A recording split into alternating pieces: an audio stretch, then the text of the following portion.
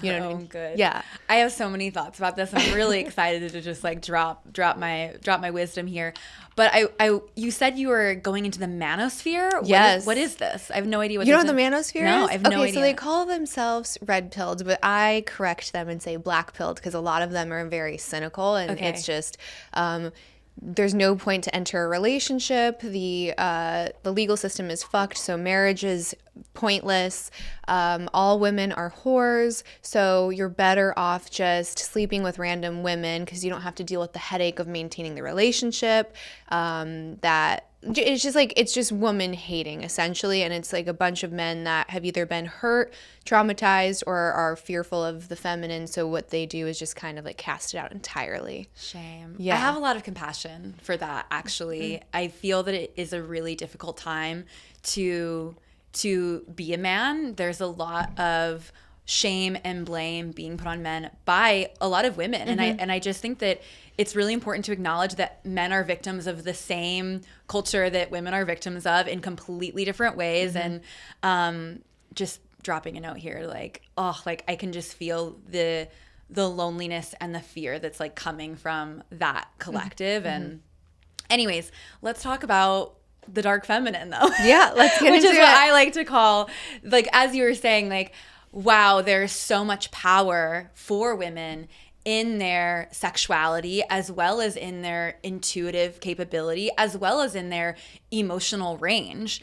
And this is what I like to call collectively the dark feminine. So we have the light feminine, we have the dark feminine. And the light feminine is the part of the feminine that has been historically and even currently more celebrated and accepted. It's like the mother and the virgin maiden and like the lover girl, the housewife, like nurturing, sweet, innocent, loving, and all really great qualities. Like, I'm super here for the light feminine. I don't want to demonize the light feminine. There's a lot of power there as well. But there's also a lot of shadow in the light too. There's the martyr, there's the controlling mother, there's the naive, innocent, easily manipulated young, expression of the feminine, and those are all shadows of the light.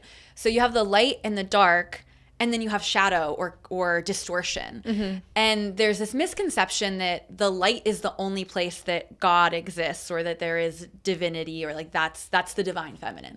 Whereas there is just as much godliness and divinity in the dark feminine in its holistic expression, in its harnessed expression.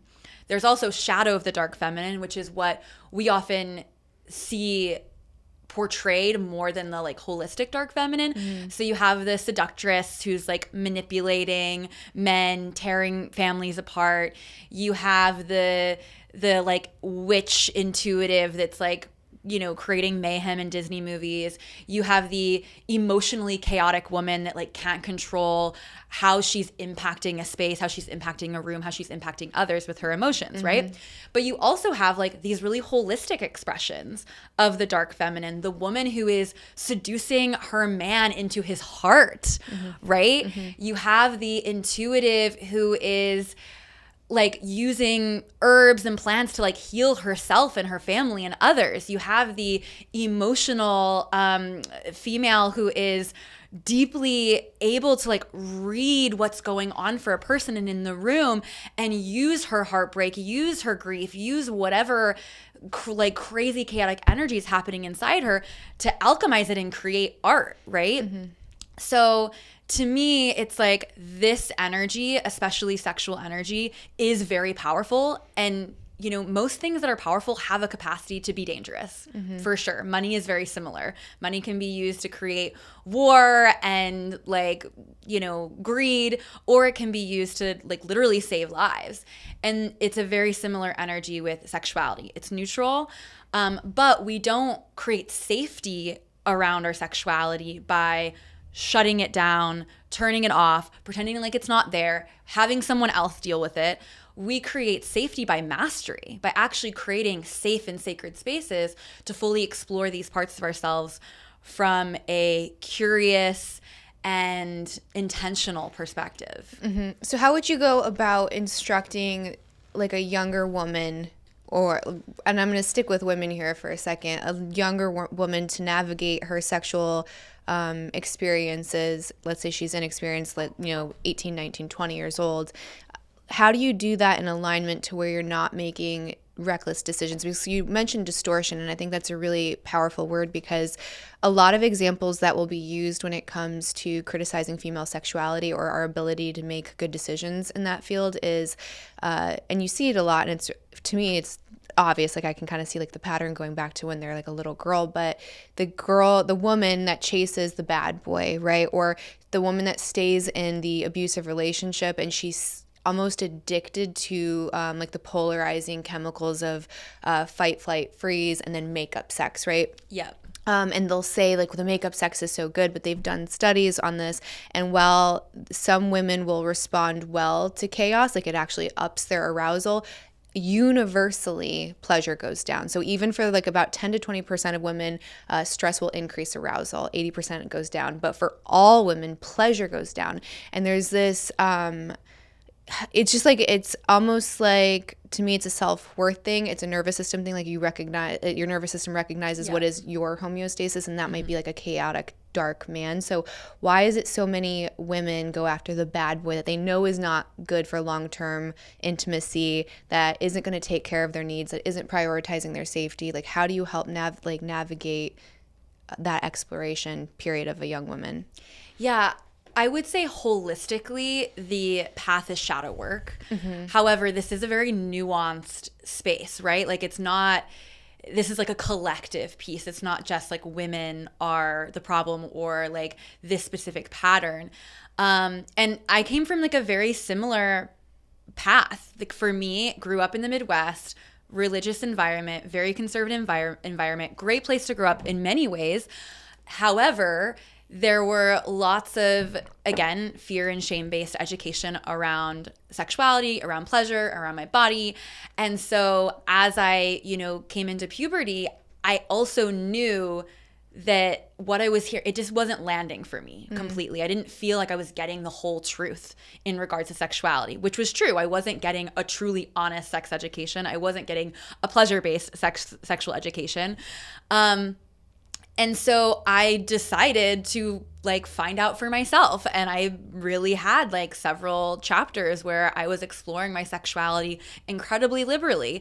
And it wasn't a good, like, safe move. I did learn a lot in those chapters, but I also experienced a lot of non-consensual interactions, and it was deeply damaging for me. And so when I came into my 20s, I had like this really limiting sex education that I was carrying on top of a bunch of sexual trauma. And that around that time, I started, learning about spirituality, and I was meditating and doing yoga, but it was like not getting there. It wasn't going deep enough. It wasn't truly holistic. And that's when I discovered Tantra. And that's what really allowed me to go to the deeper parts of myself and be really honest with myself as well. And that's really where it's like Tantra isn't just about sexuality, but for me that was my gateway. I was into it because of the cool sex tricks. I was like, let's go. But it wasn't too far down the line that I was like healing my relationship to my inner child and my relationship to abundance and prosperity and money and what was possible for me in life. And for me, what that looked like was completely being celibate, actually, for a chapter, and exploring within my own body where my pleasure was, like doing yoni massage to actually like massage out the trauma. Like the body keeps the score. We do all this like work on our bodies, but like we're like ignoring like our sexual centers where there is so much to be released and processed.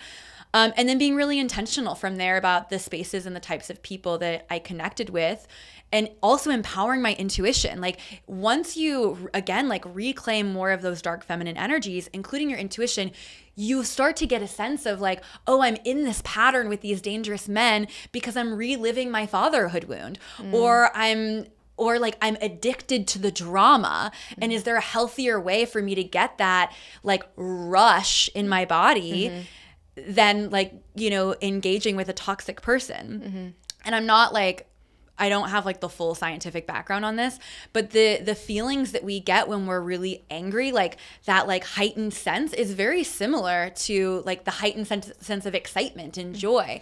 And so it's similar things that are happening in the body, but there are more healthy paths to get to that like feeling of aliveness.